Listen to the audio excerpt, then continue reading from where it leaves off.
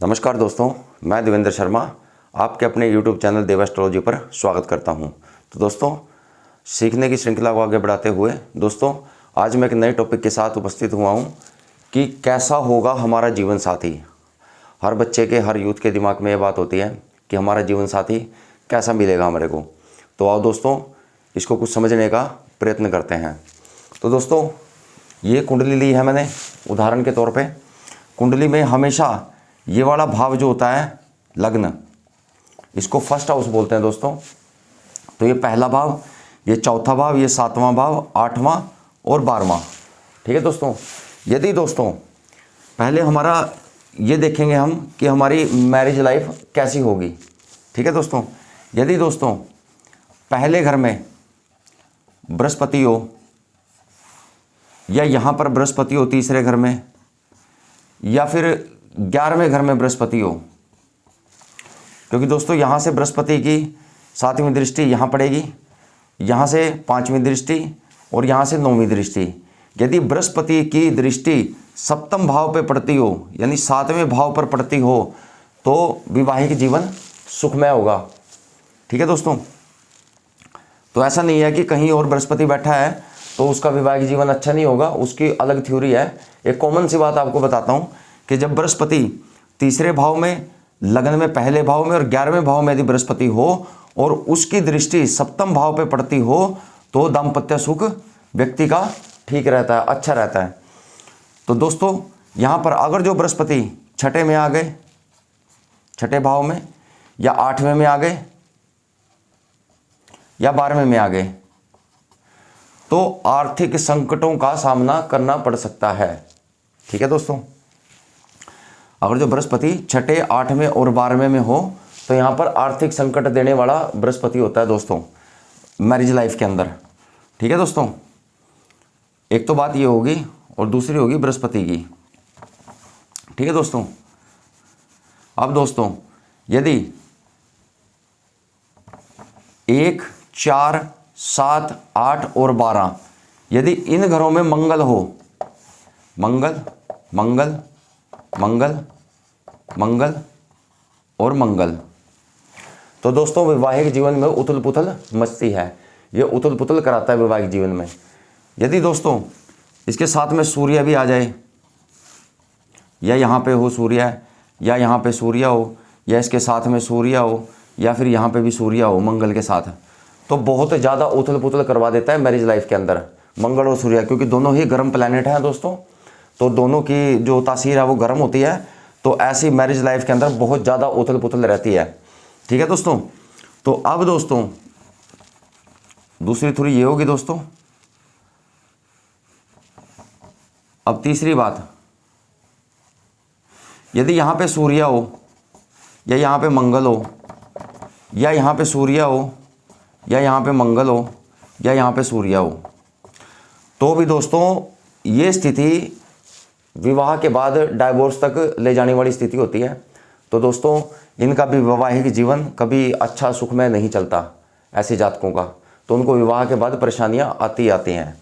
तो दोस्तों या तो मंगल और सूर्य अलग अलग बैठे हों, आमने सामने इधर उधर बैठे हों, अकेले हों, या फिर हर भाव में एक में पहले में मंगल मंगल मंगल मंगल मंगल, या फिर यहाँ सूर्य सूर्य सूर्य सूर्य और सूर्य हो, तो उनकी मैरिज लाइफ में दिक्कत परेशानियां आती ही आती हैं दोस्तों। ठीक है दोस्तों।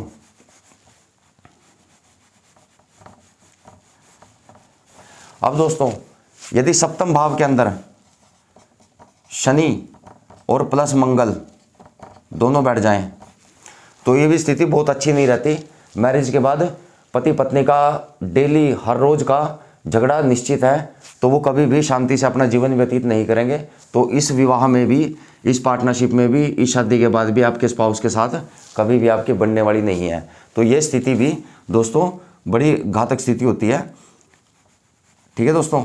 अब दोस्तों यदि 7वें भाव में शनि प्लस चंद्रमा ये 2 ग्रह आ जाएं, तो दोस्तों ये बड़ी देरी से विवाह करवाते हैं। आपका स्पाउस जो होगा वो आपसे उम्र में ज़्यादा बड़ा होगा, 4-5 साल का गैप भी हो सकता है, 6 साल का भी हो सकता है। तो यहाँ पर शनि देवता जो हैं वो विवाह में देरी करवाते हैं। ठीक है दोस्तों। अब दोस्तों यदि 8वें भाव में यहाँ पर अष्टम भाव में यदि राहु या केतु हो, राहु हो या केतु हो, ठीक है दोस्तों, तो आपका स्पाउस झूठ बोलने वाला होता है। वो हर बात में झूठ बोलेगा, आपसे हर बात का पर्दा रखेगा, हर बात की चोरी रखेगा, ठीक है दोस्तों। अब यदि दोस्तों यही राहु आपके सप्तम में आ जाए या केतु आ जाए, तो यहाँ पर आपका स्पाउस नशा करने वाला होगा, ड्रिंक करने वाला होगा, अल्कोहल लेने वाला होगा या किसी प्रकार का नशा करने वाला होगा और फ्लर्ट करने वाला होगा, और उसके एक से ज़्यादा स्त्रियों के साथ संबंध भी हो सकते हैं। तो ऐसी स्थिति में अगर जो किसी की कुंडली में राहु और केतु बैठा है, तो आप यहाँ से देख लीजिए कि उसके स्पाउस के संबंध भी मिल सकते हैं, और वो एक नशा करने वाले भी हो सकता है, अल्कोहल भी ले सकता है, स्मोकिंग भी कर सकता है, तो उसमें कई प्रकार के व्यसन भी हो सकते हैं, वो सट्टा भी खेल सकता है, जुआ खेलने वाला भी हो सकता है, ठीक है दोस्तों। तो ये थे दोस्तों कुछ मैरिज लाइफ को लेकर के। तो जानेंगे कि अपना स्पाउस नौकरी करने वाला होगा या व्यापार करने वाला होगा तो कैसा होगा। तो आओ दोस्तों उसको भी जानने की कोशिश करते हैं। दोस्तों उदाहरण के लिए कुंडली,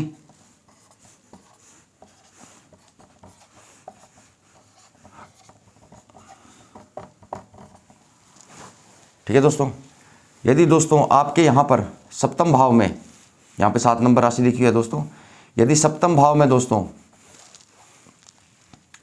1 या 5 राशि आए, यहाँ पर 7वें भाव में यदि 1 और 5 आए, और या फिर चौथे भाव में 1 और 5 राशि आए या यहाँ पर आए, और इसी के भाव में सूर्य बैठा हो दोस्तों, यहाँ सूर्य हो या यहाँ सूर्य हो, तो आपका जो स्पाउस होगा वो सरकारी नौकरी वाला हो सकता है, ठीक है दोस्तों। अब दोस्तों यदि यहाँ पर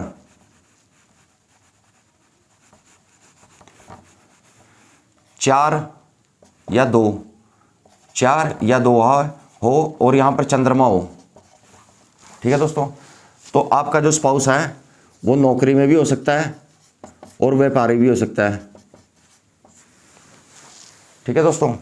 अब यहाँ पर दोस्तों यदि 3 और 6 हो राशि, यहाँ पर भी 3 और 6 हो, और साथ में बुध हो दोस्तों, और बुध देवता बैठे हों, तो ऐसे स्पाउस आपका बैंक की नौकरी करने कर्मचारी होगा, बैंक की नौकरी कर्मचारी होगा, अकाउंटेंट होगा, ठीक है, और व्यापारी भी हो सकता है, ठीक है दोस्तों। यदि दोस्तों यहाँ पर 2 और 7 आए, 2 और 7 राशि हो, और यहाँ पर शुक्र देवता बैठे हों साथ में, तो आपका स्पाउस व्यापारी होगा, कला प्रेमी होगा, ठीक है दोस्तों। तो ये ज़्यादातर गारमेंट्स का, रेडी गारमेंट्स का काम करते हुए पाए जाएंगे। अगर जो 2 और 7 नंबर आता है आपके 4th हाउस में और 7th हाउस में, और उसके साथ ही शुक्र देवता बैठे हैं, तो अब दोस्तों यदि इस भाव में 1, 8 और 10, 1, 8 और 10 और मंगल देवता बैठे हों, तो दोस्तों आपका जो स्पाउस होगा वो पुलिस, सेना, डॉक्टर, सरकारी नौकरी वाला भी हो सकता है, ठीक है दोस्तों। तो वो सरकारी नौकरी वाला ही ज़्यादातर, इसकी ज़्यादातर प्रायोरिटी जो होती है वो गवर्नमेंट जॉब वाले ही होते हैं दोस्तों। मंगल देवता अगर जो 1, 8, 10 में अगर जो मंगल देवता बैठे हैं, तो दोस्तों आपका स्पाउस गवर्नमेंट जॉब करने वाला होगा, और वो पुलिस में भी हो सकता है, सेना में भी हो सकता है, और एक डॉक्टर भी हो सकता है, ठीक है दोस्तों। अब अगर जो दोस्तों यहाँ पर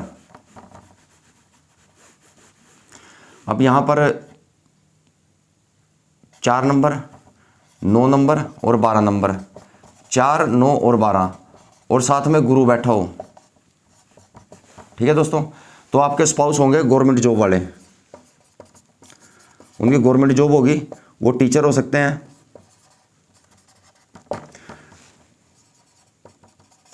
धार्मिक व्यक्ति होंगे, और बड़ी सूझबूझ से काम करने वाले व्यक्ति होंगे, वो उनको बहुत अच्छी समझ होगी उनको, ठीक है दोस्तों। तो बृहस्पति भी एक गवर्नमेंट जॉब का कारक है, ठीक है दोस्तों। अब दोस्तों अगर जो यहाँ पर 7, 10 और 11, अब दोस्तों 7, 10 और 11 और साथ में शनि देवता बैठे हों, तो दोस्तों आपका स्पाउस अर्ध सरकारी नौकरी करने वाला व्यक्ति हो सकते हैं। अर्ध सरकारी, जिनको गवर्नमेंट एडेड जॉब बोल देते हैं, वो अर्ध सरकारी नौकरी करने वाले हो सकते हैं। और ये इंजीनियर भी हो सकते हैं और टेक्निकली आदमी भी होंगे। ठीक है दोस्तों, तो ये था आपके स्पाउस के जॉब और उनके व्यापार के बारे में। ठीक है दोस्तों, अब दोस्तों अगली बात कि आपका जो स्पाउस है वो कैसा होगा। अब दोस्तों यदि यहां पर 1 नंबर राशि लिखी हुई है, ठीक है दोस्तों, 1 या 8 नंबर राशि लिखी हुई है, तो आपका स्पाउस जो होगा वो बहुत गुस्से वाला होगा, जिद्दी होगा, अपनी बात पे अड़ने वाला होगा और एक सेनापति के गुण उसके अंदर विराजमान होंगे। वो आसानी से अपनी बात से पीछे नहीं हटेगा और नेतृत्व करने की ताकत उसके अंदर पूरी होगी। रंग उसका सफ़ेद होगा और चेहरा उसका लाल होगा। तो दोस्तों यदि आपकी कुंडली में यहाँ पर 7th हाउस में 1 नंबर और 8 नंबर राशि होती है, तो अब दोस्तों यदि यहाँ पर 2 और 7 नंबर की राशि है, ठीक है दोस्तों, तो जो आपका स्पाउस है वो बड़ा रोमांटिक होगा, सुंदर होगा, आकर्षक उसका व्यक्तित्व होगा, फ्लर्टिंग करने वाला होगा और सुंदर वस्तुओं से प्यार करने वाला होगा और अच्छे अच्छे कपड़े पहनने का शौकीन होगा, कला प्रेमी होगा, संगीत का प्रेमी होगा। ठीक है दोस्तों, तो यहाँ पर यदि 2 और 7 नंबर है तो, और यदि दोस्तों यहाँ पर 5 नंबर लिखा हुआ है, तो आपका जो स्पाउस होगा रोबदार पर्सनैलिटी वाला होगा, एडमिनिस्ट्रेशन की पावर होगी उसके अंदर, वो अपने सिवा किसी की ओर नहीं मानेगा। ठीक है, अच्छी रोब वाली पर्सनैलिटी होगी, समाज में खड़ा होकर एक साहस के साथ वो बात करने वाला होगा, उसका एक अलग ही रोब होगा, चेहरा गोल होगा और रंग सफ़ेद होगा उसका। ठीक है दोस्तों, अब अगर जो दोस्तों यहाँ पर 4 नंबर होगा, तो रंग गोरा होगा, शांत स्वभाव का होगा, पत्नी की केयर करने वाला होगा, पत्नी भक्त होगा या पति भक्तनी होगी, दोनों में से कोई भी हो सकता है। ठीक है दोस्तों, और सौम्य स्वभाव होगा उनका और बड़ी मीठी वाणी से बात करने वाले होंगे, अगर जो यहाँ पर 4 नंबर है। तो अगर जो दोस्तों यहाँ पर 3 और 6 है, तो आपके पति अकाउंटेंट हो सकते हैं और बड़ी तीक्ष्ण बुद्धि के स्वामी होंगे और मधुर भाषी होंगे, मीठी बात करने वाले होंगे, व्यापारी हो सकते हैं और अकाउंटेंट भी हो सकते हैं और बैंक में नौकर भी हो सकते हैं और बड़े ही सूझबूझ से बात करने वाले होंगे और बड़ा ही सोच समझकर निर्णय करने वाले होंगे। तो अगर जो किसी की सप्तम में 3 या 6 नंबर राशि हो तो। अब दोस्तों यदि यहाँ पर 9 और 12 नंबर की राशि हो, तो इसके स्वामी बनते हैं बृहस्पति देवता। तो दोस्तों आपके स्पाउस जो होंगे वो एक धार्मिक टाइप के व्यक्ति होंगे, पूजा पाठ करने वाले होंगे, धर्म कर्म की बातें करने वाले होंगे, शिक्षक होंगे, ज्ञानी होंगे और एडमिनिस्ट्रेशन की जॉब में भी हो सकते हैं, वो एक अच्छे ओहदे पर होंगे। और दूसरी बात ये, इसकी डिसएडवांटेज ये है कि उनको समझाने वाला कोई पैदा नहीं होता, क्योंकि वो देवगुरु बृहस्पति से संबंधित है और जो देवताओं के गुरु हैं तो उनको कोई भी ज्ञान नहीं दे सकता। आप अपने स्पाउस को ज्ञान नहीं देंगे, आपकी बात नहीं मानेंगे, वो सिर्फ अपनी ही बुद्धि से और अपनी सात्विक बुद्धि से जो भी कार्य करेंगे, जो भी निर्णय लेंगे वो खुद से लेंगे और वो किसी की बात भी नहीं मानते। ये सिर्फ इस नंबर की डिसएडवांटेज लगा दो आप, ये वो होती है। ठीक है दोस्तों, अब दोस्तों यदि यहाँ पर 10 और 11 नंबर आ जाए, ठीक है, 10 और 11 आ जाए, तो आपका जो स्पाउस होगा वो सांवले रंग के होंगे और थोड़े से आलसी टाइप होंगे। ठीक है दोस्तों, और टेक्निकली आदमी होंगे, इंजीनियर हो सकते हैं।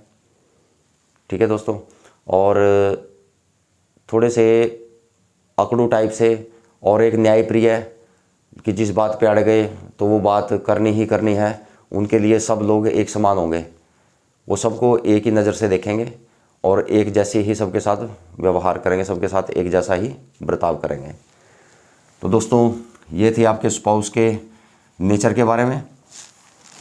ठीक है दोस्तों, तो दोस्तों आशा करता हूँ आपको यह वीडियो अच्छी लगी होगी।